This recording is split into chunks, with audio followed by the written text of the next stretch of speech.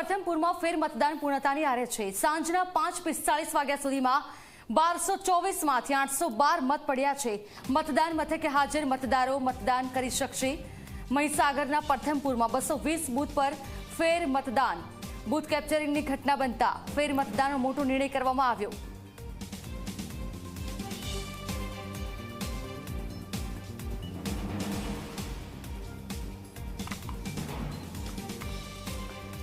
तो મહીસાગરમાં બૂથ કેપ્ચરિંગનો જો બનાવ સામે આવ્યો હતો। ભાજપના નેતાના પુત્રએ જે લોકશાહીના લીરે લીરા ઉડાવ્યા હતા, ત્યારબાદ ચૂંટણી પંચ દ્વારા નક્કી કરવામાં આવ્યું કે અહીં ફેર મતદાન થશે।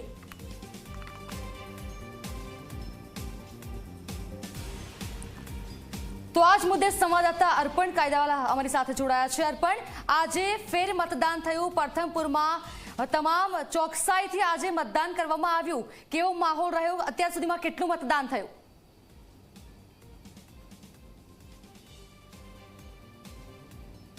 ધરા બસ ગણતરીની 2 થી 3 મિનિટ જ બાકી છે આ પુનઃ મતદાન જે યોજવાની ફરજ પડી તેનામાં, અને સીધા દ્રશ્યો અમારી પાછળની તરફના આપને બતાવીશ।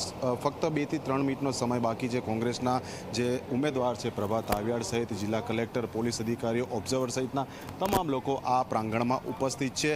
અને જે માહિતી મળી રહી છે તે મુજબ અપડેટેડ આંકડો હું આપને જણાવું તો હાલના તબક્કે મતદાનનો આજનો આંકડો 852 ને વટાવી ચૂકે છે। આ 852ના મતદાનનો આંકડો એ છે કે ગત 7મી મેના રોજ જ્યારે મતદાન થયું હતું ત્યારે આટલા મતદારોએ વોટ આપ્યા હતા। એટલે આપ જોઈ શકો છો હાલમાં કે કોંગ્રેસના જે ઉમેદવાર છે પ્રભાબેન તાવિયાડ તે પણ અહીંયા મતદાન મથકે ઉપસ્થિત છે, અને આ ઉપરાંત અન્ય અધિકારીઓ છે। એટલે છેલ્લામાં છેલ્લી ક્ષણે 2 થી 3 જે મહિલા મતદારો હતા તે દોડતા આવ્યા, અને ક્યાંક અહીંયા એવા દ્રશ્યો સર્જાયા હતા કે જાણે આઈપીએલ મેચમાં જે રસાકસી હોય છે સ્કોરને લઈને, જ્યારે સ્કોર લેવલ થાય છે અથવા તો સ્કોર ઓળંગી જાય છે ત્યારે જે ઉત્તેજનાનો માહોલ છે તેવો હતો। કારણ કે 852 કરતાં જો વોટિંગ ઓછું થાય તો ભાજપના સ્થાનિક નેતાઓ માટે નીચાજોણું સાબિત થાય તેવો આખી પરિસ્થિતિ હતી। પરંતુ હાલના તબક્કે 854 જેટલા મતદારો મતદાન કરી ચૂક્યા હોવાની માહિતી મળી રહી છે। પરંતુ 6 વાગ્યાના અંતે સત્તાવાર કેટલું મતદાન થયું, કેટલા મહિલા મતદારોએ અને કેટલા પુરુષ મતદારોએ આજના પુનઃ મતદાનનો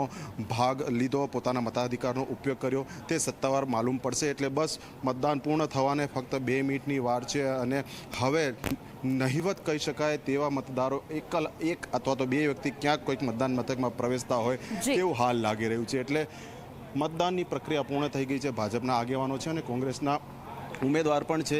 બસ હવે સત્તાવાર રીતે જાહેરાત થશે કે આજનું પુનઃ મતદાન પૂર્ણ થયું છે, અને તે બાદ તેનો સત્તાવાર આંકડો ચૂંટણી પંચ દ્વારા જાહેર કરવામાં આવી શકે છે। જી બિલકુલ, પણ આભાર આપનો તમામ જાણકારી માટે। તો મહીસાગરના પ્રથમપુરમાં આજે ફેર મતદાન કરવામાં આવ્યું।